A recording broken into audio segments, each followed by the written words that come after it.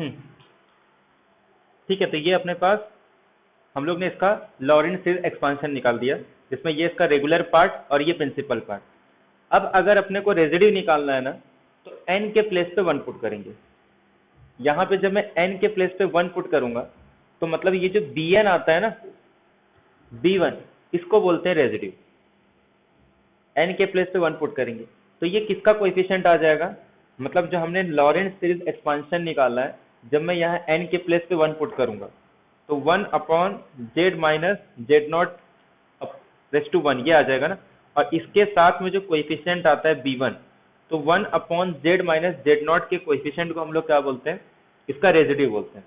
एक तो ऐसे निकाल सकते हैं, या फिर मैं यहाँ पे 1 पुट कर दूं, तो ये भी क्या आ जाता है इसका रेजिड्यू। तो ये दो फॉर्मूला है, या तो आप 1 upon z minus z not का कोएफिशिएंट निकाल लो, या 1 upon 2 pi I F of Z DZ का इंटीग्रेशन निकाल लो, ये अपने पास रेजिड्यू आता है। तो ये एक फॉर्मूला है रेजिड्यू निकालने का। फंक्शन का लॉरेंट सीरीज एक्सपांशन लिखो, और 1 upon z minus z not का जो भी कोएफिशिएंट आएगा वो हमारे पास रेजिड्यू होता है। तो जब भी एसेंशियल सिंगुलैरिटी है, उस केस में हमेशा इसी के हेल्प से हमने को क्या निकालना है, उसका रेजिड्यू कैलकुलेट करना है। ठीक है।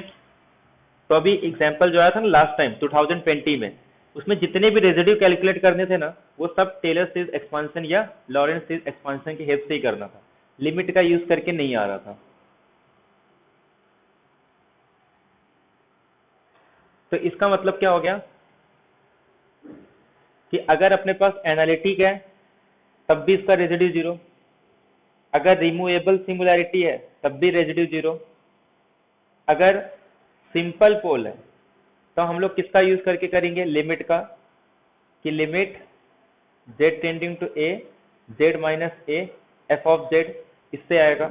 अगर मान लो उसके पास k ऑर्डर का पोल है, तो उस केस में क्या करना है, limit z tending to a z minus a to sorry dz कितने k minus one derivative z minus a raise to k minus one f of z, और इसको डिवाइड करना है k माइनस वन के फैक्टोरियल से।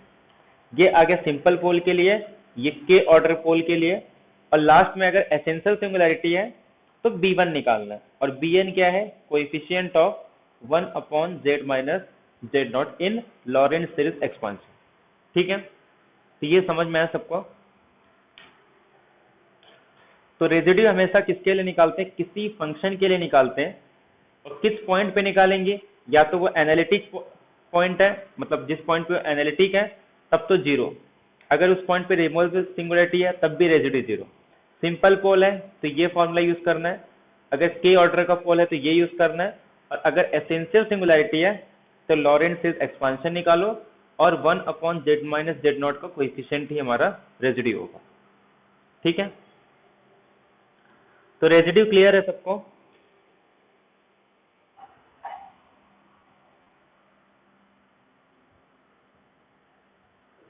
हम्म।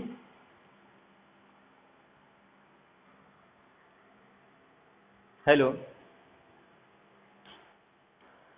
अब इसके help से हम लोग क्या करते हैं, मान लो कोई डोमेन पे या तो फाइनाइट नंबर ऑफ पोल्स, या उसके पास मान लो finite number of singular points है, तो क्या करते हैं, मान लो उन सारे पॉइंट्स को इकट्ठा कर लो।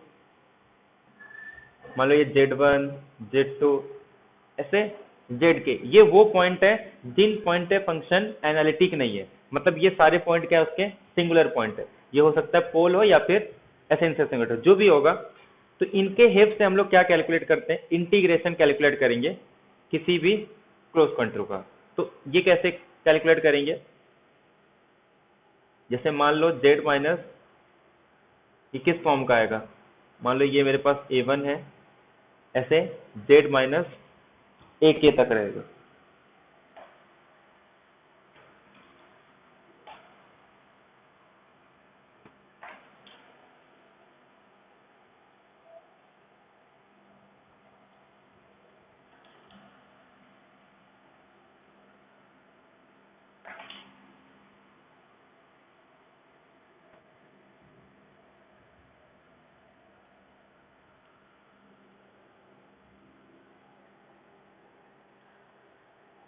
तो z minus z1 z minus z2 solve up to z minus zk। ठीक है, तो इसका मुझे क्या निकालना है, इंटीग्रेशन निकालना, और यहाँ पे कुछ फाई ऑफ z होगा जिसको किसी भी पॉइंट पे पुट करो वो जीरो नहीं आना चाहिए।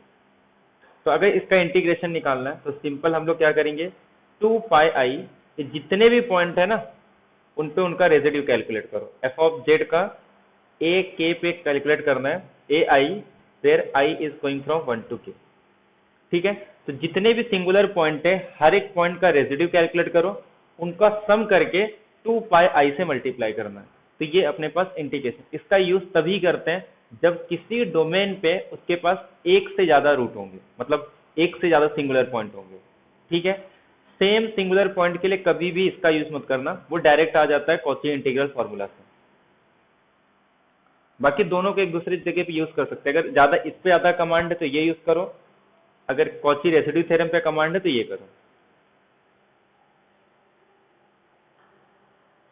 बट इसके लिए रेसिड्यू कैलकुलेट करने आना चाहिए।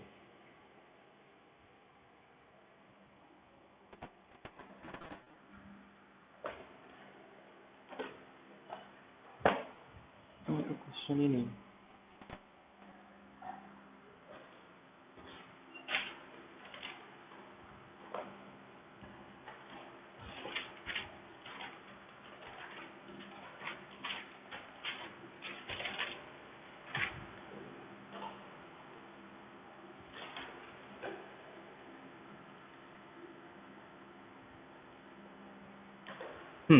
तो देखो अब इसमें क्या निकालना है, the value of the integral.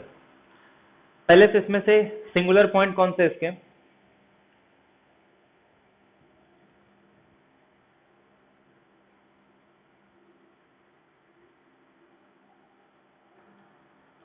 इसकी सिंगुलैरिटी क्या है बताओ, कौन से पॉइंट है फंक्शन एनालिटिक नहीं है।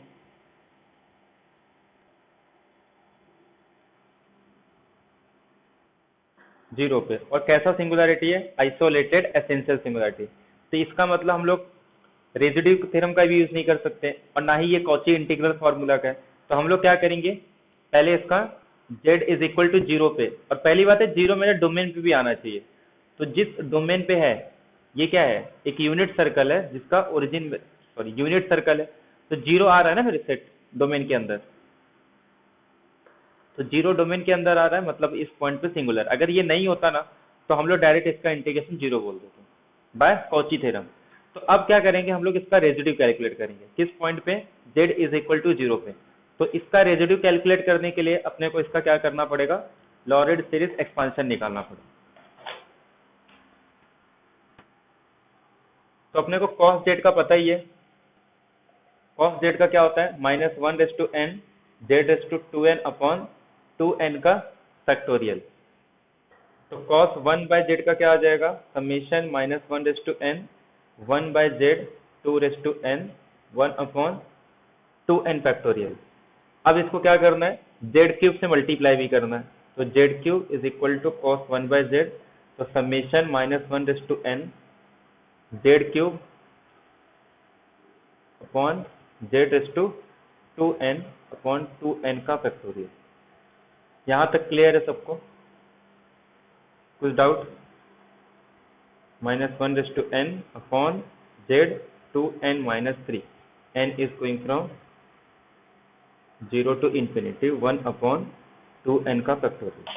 ठीक है, यहाँ तक किसी को कुछ प्रॉब्लम, ये अपने पास इसका एक्सपांशन है cos z का, z को रिप्लेस कर दिए 1/z से, और f ऑफ z में क्या है z क्यूब, तो इसको z क्यूब से मल्टीप्लाई कर दिए।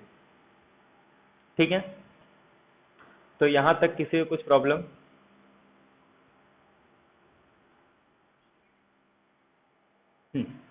तो अब इसको जब हम लोग निकाले, अपने को किसका कोएफिशिएंट चाहिए, यहाँ पे 1 अपॉन जेड का कोएफिशिएंट चाहिए। तो 1 अपॉन जेड का कोएफिशिएंट मतलब इसके प्लेस पे क्या आना चाहिए, 1 आना चाहिए, मतलब 2n माइनस 3 की वैल्यू क्या आनी चाहिए, 1। तो 2n की वैल्यू क्या आनी चाहिए, 4। तो n इज इक्वल टू क्या आ जाएगा अपने पास, 2। तो n के प्लेस पे क्या पुट कर देंगे, 2। तो 1 अपॉन 2, 4 का फैक्टोरियल, तो आंसर क्या आ जाएगा, 1 अपॉन 24। क्लियर है सबको ये।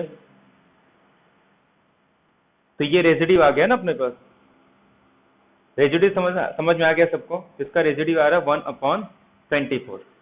अब इंटीग्रेशन कैलकुलेट करते हैं। तो जो भी इंटीग्रेशन है वो किस फॉर्म में है, 1/2 पाई। कंटूर क्या है अपने पास, unit circle ZQ cos 1/z dz। तो इसका आंसर क्या आएगा, ये तो ऐसे ही रहेगा 1/2 पाई। इसका answer by residue theorem 2 pi into जो भी सिंगुलर पॉइंट है उस पर उसका रेजिड्यू निकालना है। तो रेजिड्यू कितना आया था उसका 1/24। तो इससे ये कैंसिल हो जाएगा, आंसर क्या आएगा सिर्फ 1/24। ठीक है, क्लियर है सबको ये?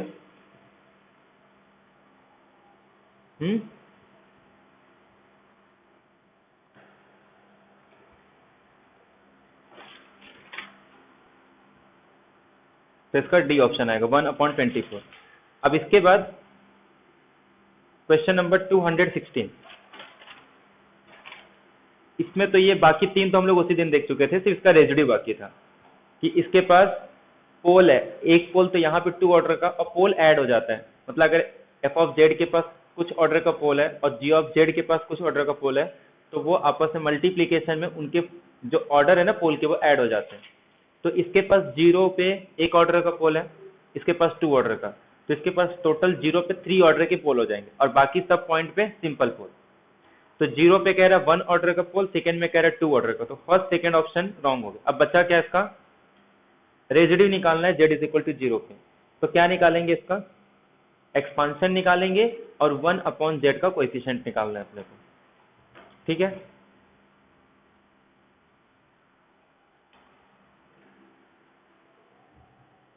वन अपॉन जेड -1, इसका अपने को एक्सपांशन पता है, क्या होता है इसका एक्सपांशन, z⁻n। ठीक है, n is going from 0 to infinity. अगर 1/1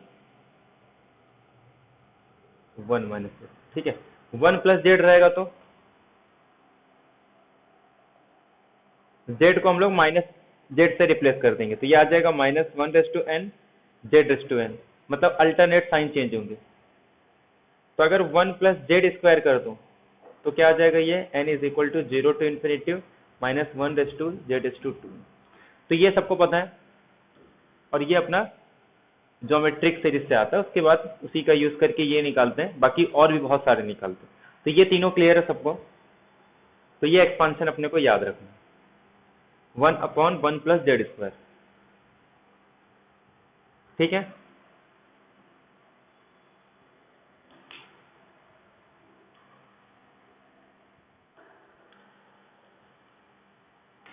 अब अपने को क्या दिया है, f of z is equal to 1/z square into sine z. ठीक है, तो 1/z स्क्वायर को ऐसे ही रखेंगे। साइन जेड का एक्सपांशन क्या होता है, z minus z³/3 factorial plus z⁵/5 factorial, ऐसे कंटिन्यू चलते जाएगा। सबसे पहले मैं क्या करूंगा, z को कॉमन ले लूंगा, तो z को कॉमन लेंगे तो ये z³ 1 minus z²/3 factorial plus z⁴/5 factorial minus z⁶/7 factorial, ऐसे कंटिन्यू चलते जाएगा। ठीक है, अब मैं इसको क्या कर सकता हूँ, माइनस कॉमन ले लूंगा, तो ये कुछ इस तरीके से आ जाएगा, माइनस प्लस माइनस। ठीक है, और इसका एक्सपांशन अभी हम लोग देख के आ रहे हैं, ये पूरे मेरे लिए z है, ये 1/1 - z के फॉर्म में। तो इसका एक्सपांशन क्या हो जाएगा, इसको मैं कुछ ऐसे लिख सकता हूँ। इसका एक्सपांशन हम लोग उसमें भी देखे हैं, क्या बोलते हैं इसको, ऑर्डिनरी डिफरेंशियल इक्वेशन में भी जब पर्टिकुलर इंटीग्रल निकालना था तो इसी टेक्निक का यूज करते थे, कि यहाँ पे 1 आ गया ना, तो इसका एक्सपांशन क्या होगा, 1 plus F of Z plus F of Z का स्क्वायर, ये टाइप में आ जाएगा। यहाँ तक किसी को डाउट है,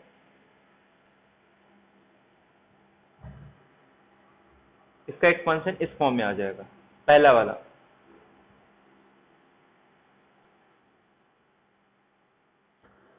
तो ये 1/z स्क्वायर साइन जेड था, सबसे पहले हम लोग ने साइन जेड का एक्सपांशन लिखा, ठीक है, इसमें से z को कॉमन ले लिए तो ये z क्यूब आ गया, यहाँ से z कॉमन ले लेंगे तो 1 z स्क्वायर z⁴ ऐसे कंटिन्यू होगा।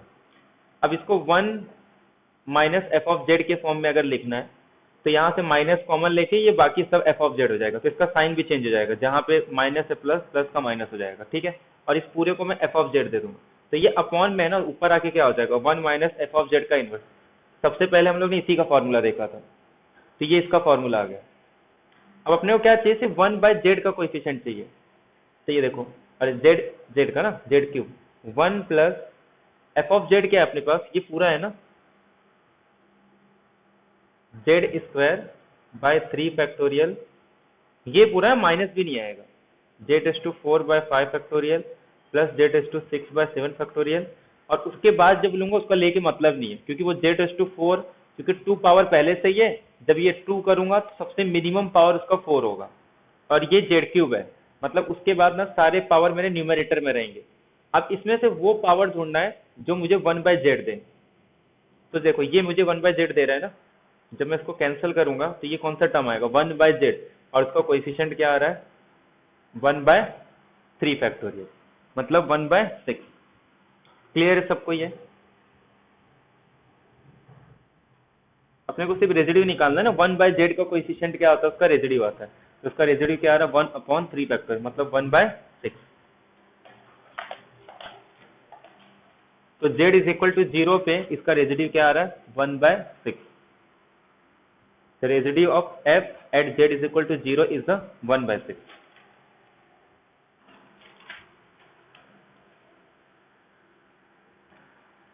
और हाँ, ये वाइंडिंग नंबर का इसमें यूज होगा, तो इसको याद रखना है 2πi पूरा एक सर्कल बनाता है, तो जितने 2π के मल्टीपल होंगे ना उतने टाइम इसको वाइंड कर रहा है, तो पूरा इंटीग्रेशन सॉल्व करने के बाद उसी नंबर से मल्टीप्लाई कर दो। ठीक है, तो अगर मैं 2πi पूरा चक्कर लगाऊंगा तो एक सर्कल बनेगा, 4π करूंगा तो कितने सर्कल लगेंगे, दो चक्कर ना, तो इसका मतलब जो भी इंटीग्रेशन का आंसर आएगा उसको जस्ट 2 से मल्टीप्लाई कर दो, इसका इंटीग्रेशन निकालो। तो जब भी ये टाइप का फंक्शन है, मैंने क्या कहा था, जब एक ही रूट है चाहे वो रिपीटेड हो तो हम लोग को जनरल फॉर्मूला लगाना है इंटीग्रेशन का, इंटीग्रल फॉर्मूला का। अगर सिंपल है तो अपने को डायरेक्ट फर्स्ट इंटीग्रल फॉर्मूला निकालना है, तो ये इंटीग्रल फॉर्मूला के फॉर्म में है ना, तो डायरेक्ट उसी फॉर्म में इसको कंपेयर कर लो, हो जाएगा ये z माइनस z0। ठीक है, 1 और ये 2 से मल्टीप्लाई भी करेंगे ना इसको, 2πi, अच्छा हाँ फैक्टोरियल भी रहेगा ना वो, हाँ ठीक है। तो ये फॉर्मूला क्या था अपने पास कॉची इंटीग्रल का, ये z क्यूब है ना, तो इसको f ऑफ z को 2 टाइम डिफरेंशिएबल करना है और उतने ही फैक्टोरियल से डिवाइड करना है। तो यहाँ पे ये n+1 के फॉर्म में लिखेंगे तो 2+1 लिखेंगे ना इसको, तो e⁻z को 2 टाइम भी डिफरेंशिएट करेंगे तो क्या आएगा e⁻z आएगा, और इस पे 0 पुट करूंगा तो 1, और अपॉन में क्या आता है 1/n फैक्टोरियल, तो 1/2 फैक्टोरियल। लेकिन ये सिंपली कनेक्टेड डोमेन नहीं है, ये क्या है मल्टीपल कनेक्टेड डोमेन, क्योंकि वो इसको 2 बार वाइंड कर रहा है, तो इसका मतलब क्या है कि इसको 2 से मल्टीप्लाई भी करना रहता है, कि जितने टाइम किसी पॉइंट को वाइंड करेंगे ना उसके वाइंडिंग नंबर से मल्टीप्लाई करना पड़ता है। मतलब ये मेरे पास कोई पॉइंट है, इसका एक टाइम वाइंड कर रहा है तो इसका वाइंडिंग नंबर 1 है, 2 टाइम वाइंड कर रहा है तो इसका वाइंडिंग नंबर 2 है, तो इंटीग्रेशन निकालते समय इसके वाइंडिंग नंबर से मल्टीप्लाई करना होता है, तो इसका आंसर 1 आ जाएगा। ठीक है, तो आंसर क्या आ जाएगा इसका 2 वाइंडिंग नंबर वाला और अपॉन का 2 कैंसिल होके 1। क्लियर है सबको ये? सिंपल इसमें कॉची इंटीग्रल फॉर्मूला लगा है, बाकी कुछ नहीं। रेजिड्यू थ्योरम से भी कर सकते हैं, उससे भी कर सकते हैं। इसका आंसर 1/z² - 1। दो अलग अलग रूट है ना, तो इसमें क्या करेंगे हम लोग रेजिड्यू थ्योरम निकालेंगे। 2πi इंटू पहले 1 पे निकालो -1 पे निकालो, 0 आ रहा है, सबका 0 आ रहा है। एक तो उससे भी निकाल सकते हैं, एक तो डायरेक्ट भी देख कर दो, इवन फंक्शन है ना तो उसका इंटीग्रेशन 0 ही आता है। ये इवन है कि नहीं? तो अगर इवन है ना तो उसका रेजिडी जीरो आता है, ठीक है। तो रेजिडी भी जीरो आता है, उससे भी आ जाता है, तो इसके लिए इसका इंटीग्रेशन क्या आएगा? जीरो आएगा। 2 पाई इंटू जीरो, तो इसका बाकी इसको अलग अलग कैलकुलेट भी कर सकते हैं, एक तो 1 पे कैलकुलेट करना और एक तो -1 पे। तो आंसर क्या आएगा इसका? 2 पाई इंटू, एक तो 1 पे कैलकुलेट करेंगे तो जे, और सिंपल पोल है ना, तो z-1 upon F of Z क्या दिया है? z-1 z+1 plus limit z tends to -1, तो ये आ जाएगा z+1 अपॉन z-1 z+1। तो z-1 कैंसल, जब 1 पुट करेंगे तो ये 1/2 आएगा, और जैसे -1 पुट करेंगे तो ये -1/2 आएगा। तो आंसर क्या आ गया? जीरो, ठीक है। तो इसका इंटीग्रेशन जीरो आ गया। या पार्शियल फ्रैक्शन से अलग अलग करके भी कर सकते हैं इसका।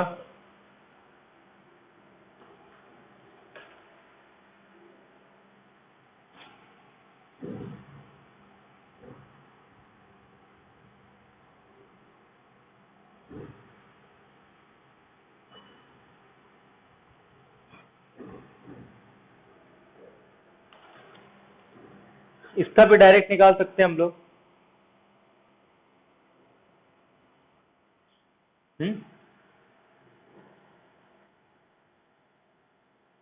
238, हाँ हाँ 238। अच्छा ये ऊपर भी है क्या? F be a continuous in open set then into for every piece और definition C if and only if. ये तो सीधा वही थ्योरम ही है जब एनालिटिक फंक्शन होगा, कौची थ्योरम है ये, ठीक है। अगर एनालिटिक फंक्शन है तो कोई भी क्लोज कंटूर लेंगे तो उसका इंटीग्रेशन क्या आएगा? जीरो, ठीक है। ये यही है कौची थ्योरम का डेफिनेशन, ये है कि एफ अगर कोई भी एनालिटिक फंक्शन है तो कोई भी क्लोज कर्व ले लो, उसके अराउंड इंटीग्रेशन क्या आता है? जीरो आता है। इसका होता है 238 का।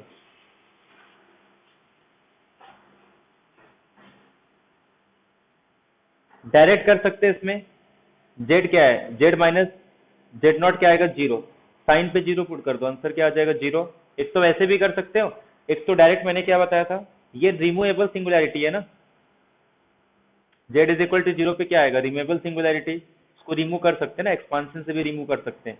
जब इसका एक्सपांशन निकालेंगे ना तो उसमें कोई 1/z का टर्म नहीं होगा, एक तो वहां से भी इसका रेजिड्यू जीरो आ जाएगा, या फिर रिमूवेबल सिंगुलैरिटी है तो उसके पास कोई 1/z का टर्म नहीं है तो उसका रेजिड्यू जीरो, और 2 पाई को रेजिड्यू से करेंगे तो किसी भी एंगल से इसका आंसर क्या आ रहा है? जीरो आ रहा है। तो कोई भी थ्योरम यूज करो, इसका इंटीग्रेशन क्या आएगा? जीरो।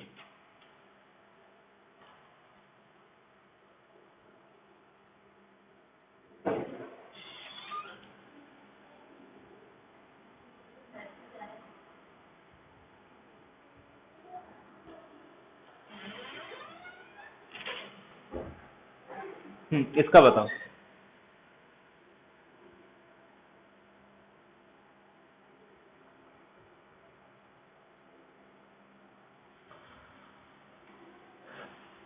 कितने पोल हैं? और हाँ, हमेशा याद रखना है, इस बात का ध्यान रखना है कि जितने भी पोल है वो डोमेन के अंदर होने चाहिए। तो डोमेन के अंदर कितने? एक 3 आ रहा है और एक हाफ आ रहा है, तो इसका मतलब एक ही पोल आ रहा है ना, वो भी कैसा? सिंपल पोल है, ठीक है। सिंपल पोल है तो डायरेक्ट निकाल सकते हैं हम लोग। क्या आएगा आंसर बोलो? पहले तो इसको z-a के फॉर्म में लिखो, 2 को बाहर लेना है।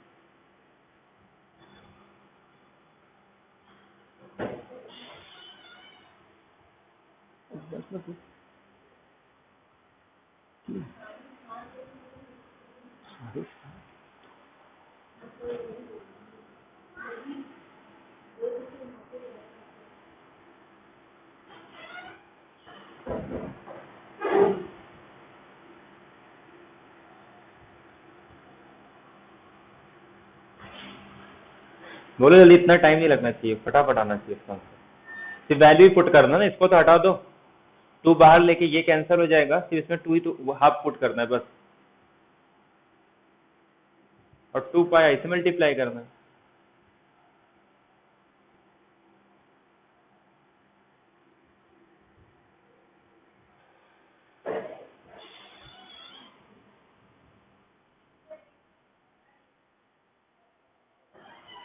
सी आ रहा है सबका?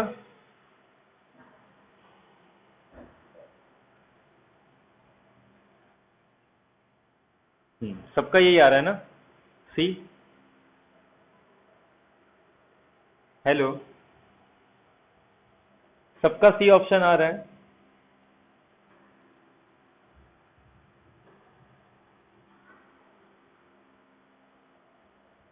बोलो जल्दी।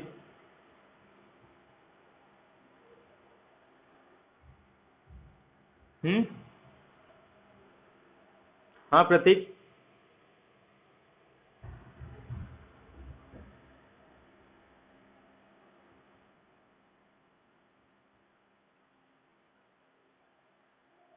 हाँ रेजिडी से भी कर सकते हैं, बट डायरेक्ट इसमें ना इंटीग्रल फॉर्मूले लगाने का रेजिडी क्या जरूरत है? चीजें समझ में आ रहा है ना, ये मेरा जेड माइनस ए के फॉर्म में हो गया, बाकी जो बच्चे को वो एफ ऑफ जेड आ जाता है।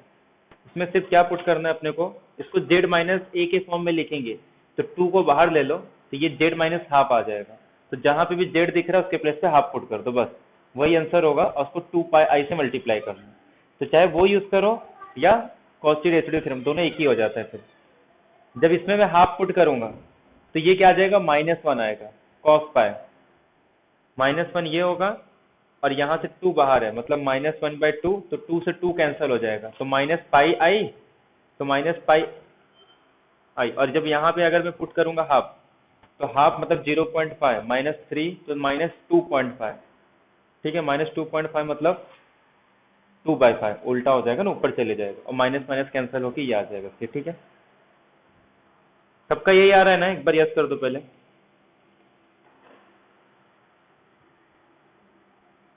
इसका बताओ अभी, 58 का।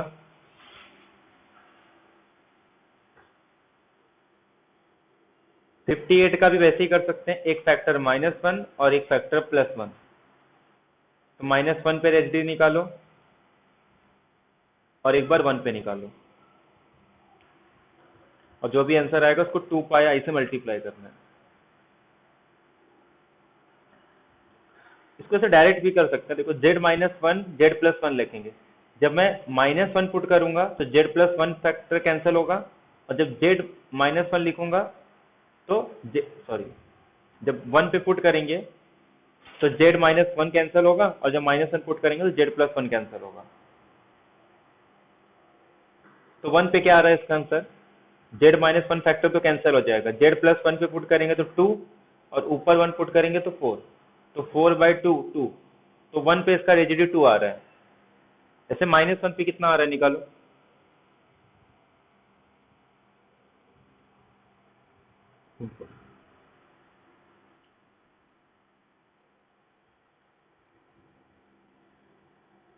-1 पे नीचे तो -2 आएगा, ऊपर ये 3 में से 2 चले गया, तो 2/-2 -1 आ रहा है, तो 2 - 1 1।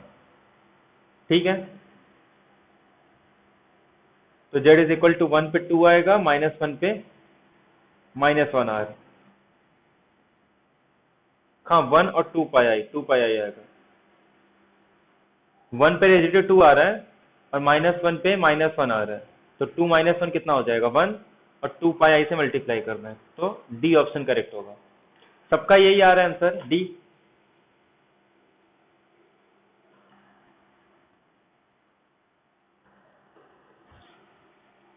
261।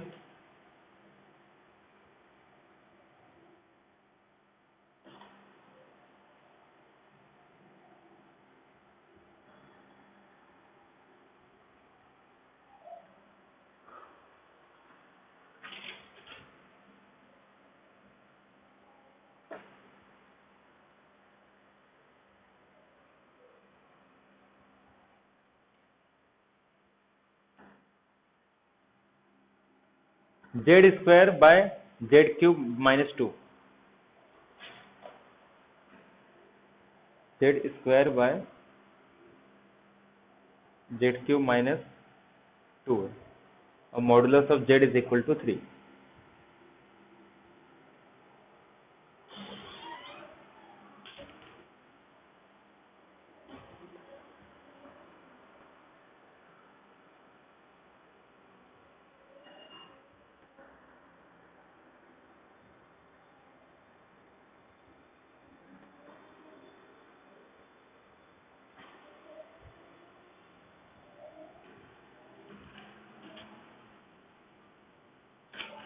क्या हुआ?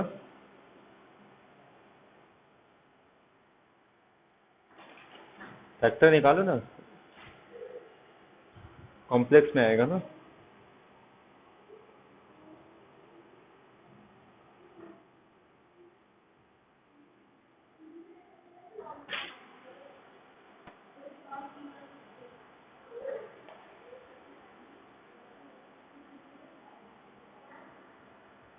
तो ये आएगा,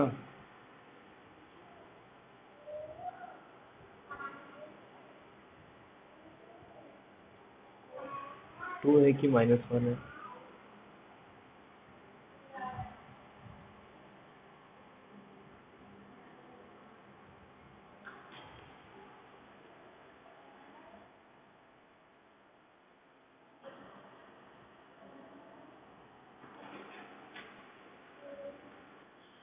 एक फैक्टर तो इसका 2⁻⁴ कॉम्प्लेक्स में आएगा ना इसका तो।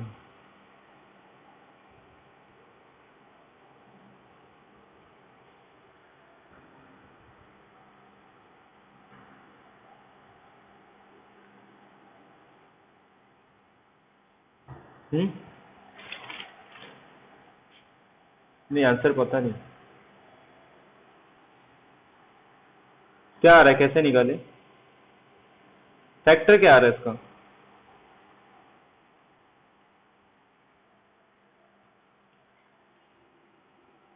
हाँ उसका भी कर सकते हैं, अगर 2 को कॉमन ले लेंगे उससे, फिर ऊपर लेके हाँ उससे भी कर सकते हैं एक्सपेंशन निकाल के। लेकिन एक्सपांशन किस पे निकालेंगे, कौन से पॉइंट पे, वो भी तो इम्पोर्टेंट है ना।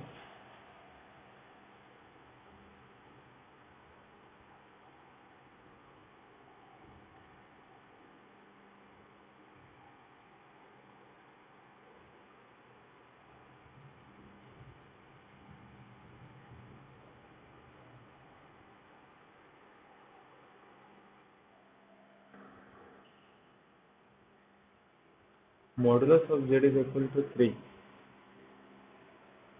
एक्सपांशन करेंगे तो सिर्फ 0 पे आएगा ना, एक्सपांशन से क्या होगा, Z², अगर हम -2 कॉमन ले लो तो 1 माइनस,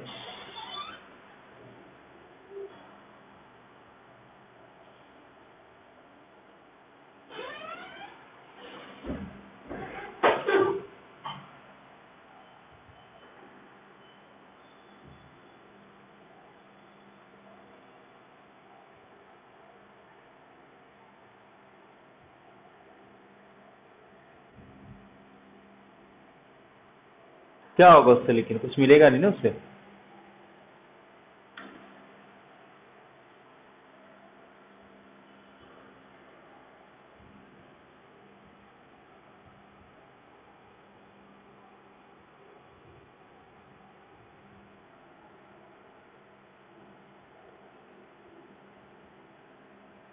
Z³ -2,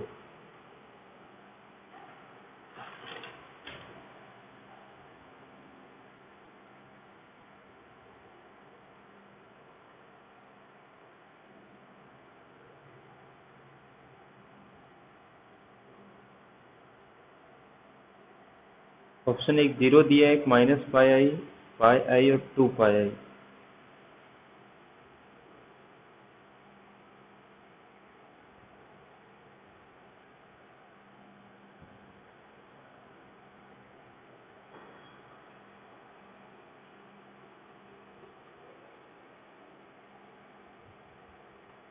इसको क्या करेंगे मेरे ख्याल से ना, अलग अलग इसका रूट निकाल के, इसका रेडियस मतलब थोड़ा कैलकुलेशन, तो इसको रूट ले लेते हैं, कुछ कॉम्प्लेक्स के फॉर्म में इसका रूट होगा, एक 2⁻⁴, एक कुछ ओमेगा और ओमेगा², ये इस फॉर्म में लेके, या फिर वो उसके ऐसा फील्ड थ्योरी में लेते हैं ना इसका root in general exponential form में, वो ऐसा लेके करना पड़ेगा, ठीक है।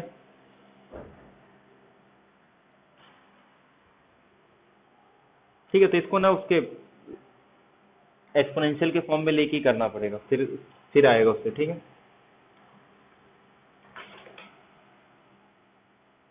बाकी और डायरेक्ट तो नहीं आएगा।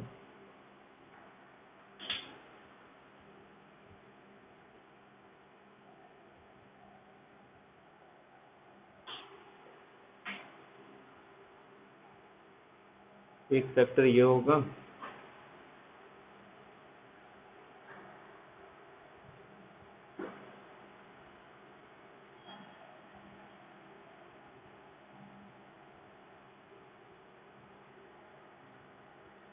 ठीक है उसको उसके फॉर्म में लेके करेंगे, बताता हूँ मैं, ये वाला बता चल।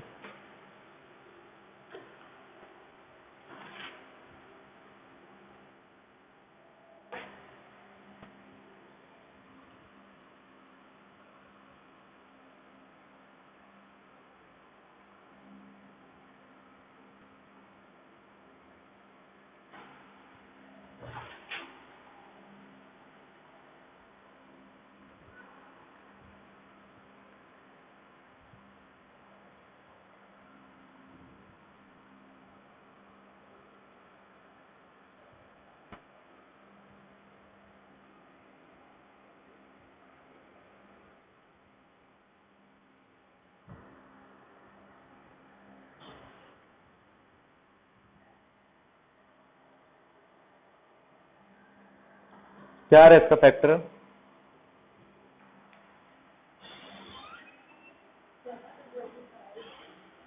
एक ही फैक्टर आ रहा है ना इसका तो। हम्म,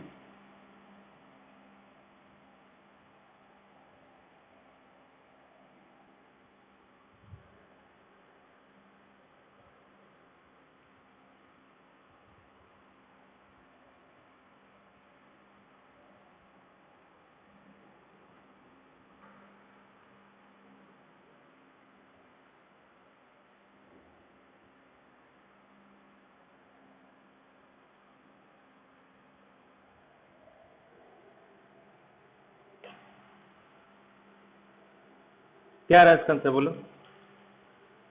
सिर्फ यूनिट सर्कल पे जितने पॉइंट आएंगे उसी का निकालना है, यूनिट सर्कल के अंदर। 2z+3 z² + 2z+3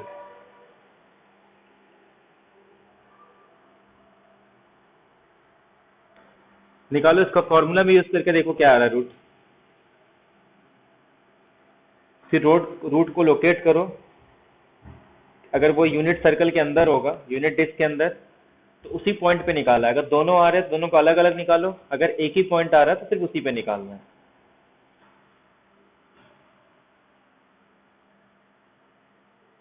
क्या आएगा, b² - 4ac, तो 2 का स्क्वायर 4 - 4 कॉम्प्लेक्स में आएगा, तो √-8 आएगा, 2 2 उधर से कैंसिल हो जाएगा, 1 प्लस, हाँ तो एक ही फैक्टर आएगा ना शायद यूनिट सर्कल के अंदर।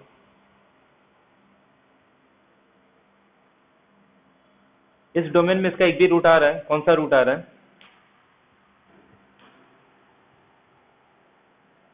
हम्म,